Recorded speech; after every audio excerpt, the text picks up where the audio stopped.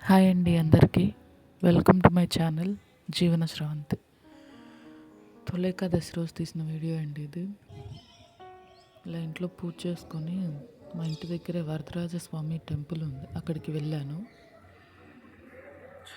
Decoration చాలా బాగా చేశారండి, భలే ఉంది. ఉత్తర ద్వార దర్శనం అని చిన్న చిన్న స్కూల్ పిల్లలు కూడా వచ్చి మంచిగా దర్శనం చేసుకొని వెళ్తున్నారు. బాగా అనిపించింది. అందరూ చూస్తారని ఫస్ట్ నేను గుళ్ళోకి వెళ్ళి దర్శనం చేసుకున్న తర్వాత వాళ్ళని అడిగి మళ్ళీ పర్మిషన్ అడిగి వీడియో తీసుకోవచ్చా లేదా అని ఈ వీడియో చేస్తున్నాను. ఇదిగోండి స్వామివారు, వరదరాజస్వామి. ఇక్కడ సువత్సల సమేత శ్రీ ప్రసన్నాంజనేయ స్వామివారు ఉన్నారు.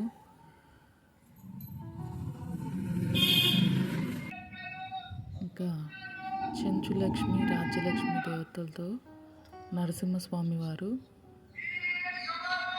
చాలా బాగా అలంకరించారు. ఎంత బాగా అనిపించింది. ఇవాళ ప్రత్యేకం శంకుతీర్థం అండి. ఇవాళ ఒక్కరోజు మాత్రమే గుళ్ళో, సంవత్సరం మొత్తం ఇవాళ శంకుతీర్థం ఇస్తారంట. శంకుతీర్థం అండి. వరదరాజస్వామి గుడి చరిత్ర గురించి తెలుసుకోవడానికి చెప్పండి. శుక్లాంబరధరం విష్ణుం శశివర్ణం చతుర్భుజం ప్రసన్నవదనం ఛాయే సర్వవిఘ్నోపశాంతయే. మన ఏరేచర్ల గ్రామంలో వేంచేసి ఉన్నటువంటి శ్రీ భూనీళా సమేత శ్రీ వరదరాజస్వామి మరియు శ్రీ సుభచ్చల సమేత శ్రీ ప్రసన్నాంజనేయ స్వామి వారి ఆలయం సుమారు ఆంజనేయ స్వామి సుమారు 650 సంవత్సరాల నుంచి ఉన్నట్లుగా చరిత్ర ఆధారం ఉన్నది. 650 సంవత్సరాలు. ఈ స్వామి రాజా వాసిరెడ్డి వెంకటాద్రి నాయుడు గారు 15వ శతాబ్దంలో స్వామివారికి పొలాలు ఇచ్చినట్లుగా ఆధారాలు ఉన్నాయి. స్వామివారికి 108 పుణ్యక్షేత్రాలకి ఆయన భూ దానం చేశారు. అలాగే మన ఈ పేరేచర్ల వచ్చినప్పుడు ఇక్కడ స్వాములు ఎవరున్నారు అని చూస్తే ఆంజనేయ స్వామి, సింగరయ్య స్వామి ఉన్నారు. ఆ స్వామికి 20 ఎకరాల భూమి, సింగరయ్య స్వామికి 20 ఎకరాల భూమి మనకి స్వామివారికి ఇవ్వటం జరిగింది. నిత్య నైవేద్య దీపారాధన క్రింద అది ఈ రోజు వరకు కూడా వారి యొక్క అధీనంలోనే జరుగుతూ ఉన్నది. తర్వాత 1956వ సంవత్సరంలో ఎండోమెంట్స్ డిపార్ట్మెంట్ వచ్చినాక పొలాలు డివైడ్ అయిపోయినాయి. అర్చకాస్కి అటు ఎండోమెంట్కి డిపార్ట్మెంట్కి పొలాలు ఇదైనవి. తర్వాత ఆంజనేయ స్వామిది బాగానే ఉందమ్మా. లక్ష్మీ నరసింహస్వామి పొలం మాత్రం లక్ష్మీ నరసింహస్వామి కాలనీకి 1984వ సంవత్సరంలో ఇళ్ల స్థలాలకి ఇవ్వటం అయింది. మన వరదరాజస్వామి సుమారు 260 సంవత్సరాలు అయింది. సుమారు 260 సంవత్సరాలు. ఈ స్వామిని మనం తయారు చేసిన స్వామి కాదు. మన సింగరయ్య కొండ దగ్గర మన ఊరు అక్కడ ఉండేది. ఆ ఊరి పేరు సాతానుపల్లె. సాతానుపల్లె. పేరిమ్ అనే ఆమె అక్కడ బాగా దొంగల దాడి ఎక్కువగా ఉందని చెప్పి ఇంత దూరం వచ్చి ఈ చలంబాయి అని ఒక బావి తీసి ఆమె ఇక్కడ గడ్డెత్తిందనమాట. అందుకని ఆమె పేరు పేరమ్మ అంటే పేరిమ్ అని అన్నారు. పేరిమ్ అనే ఆమె గడ్డెత్తింది కాబట్టి పేరిమ్ చెల్ల అని ఉండేది. అది రాను రాను పేరే చెట్లగా మారిపోయింది. ఇప్పుడు ఇది మేము అర్చకత్వం చేయటం మొదలెట్టి ఇది 7వ తరం. నాది 7 తరాల నుంచి చేసుకొస్తున్నాం. నాది 7వ తరం. ఈ వరదరాజస్వామి సుమారు 260 సంవత్సరాలు అయింది. ఆయన ఈ కొండల్లో మనకి దొరికాడు. స్వామి స్వయంగా బయటకి వెలువడ్డాడు అనమాట. అది అప్పుడు మన నల్లపాడు వాళ్ళు, పేరేచర్ల వాళ్ళు మాకు కావాలంటే మా స్వామి అంటే మా స్వామి అని అంటే అది మన పేరేచర్లకి వచ్చారు స్వామి. అప్పటి నుంచి కూడా ఆయన ఎలా ఉన్నారంటే అభయ వరద ముద్రతోటి చుట్టూ ప్రభలో దశావతారాలు, పక్కన శ్రీదేవి భూదేవి అమ్మవార్లతోటి స్వామివారు శంకు చక్రాలు గదా పట్టుకొని అభయ వరద ముద్రతో ఉన్నాడు కాబట్టి ఆయన వరదరాజస్వామిగా ఇచ్చేసాము. ఆయన చాలా అందంగా ఉంటాడు. అలాగనే వేణుగోపాల స్వామి విగ్రహం కూడా మనకు అక్కడే దొరికింది. ఆయన సంతాన వేణుగోపాల స్వామి. ఈ సంతాన వేణుగోపాల స్వామి సంతానం లేనటువంటి వాళ్ళు ఇక్కడ ప్రదర్శనం చేస్తే సంతానం కలుగుతుందని ప్రతీతి. మన వరదరాజస్వామి కూడా ఏది కోరుకుంటే అది మనకి గ్రామవాసులకి స్వామివారు అనుగ్రహిస్తున్నారు. అలా ఇప్పటి వరకు జరుగుతూ ఉంది. ముఖ్యమైనటువంటి పండగలు కూడా స్వామివారికి అన్ని పండగలు చేస్తాం ఇక్కడ. ఈ పండగ లేదు అనేది లేదు, ప్రతి పండగ ఉంటుంది. ఇదేగాక స్వామివారికి ఇటీవల విష్ణు సహస్రనామం, కోటి సహస్రనామం స్తోత్ర పారాయణ చేయించాము. తర్వాత హనుమాన్ చాలీసా 1,00,000 సార్లు పారాయణ జరిగింది.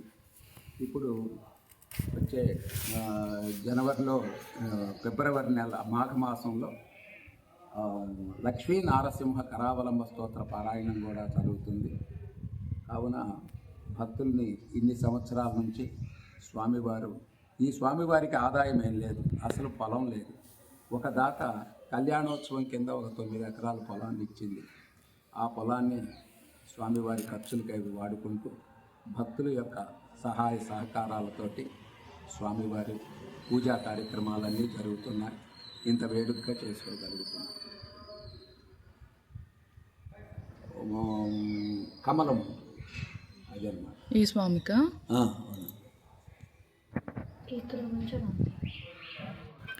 సంతాన వేణుగోపాల స్వామి, వరదరాజస్వామి, అభయహస్తంలో కమలం ఉంటుందని చెప్తున్నారు ఇక్కడ నాకు.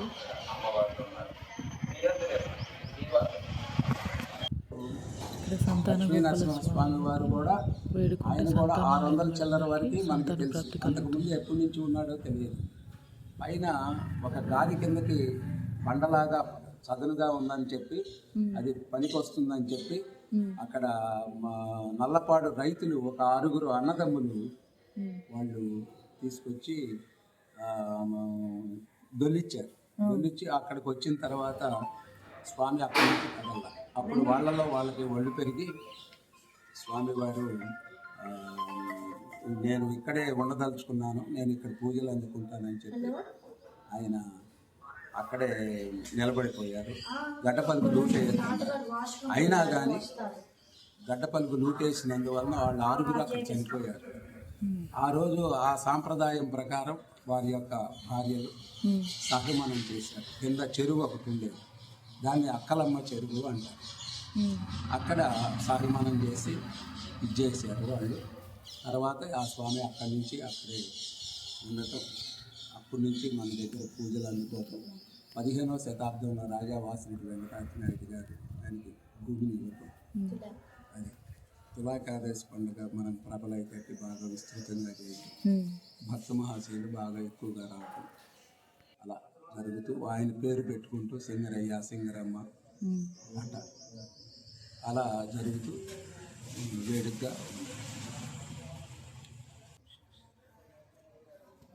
గోవిందా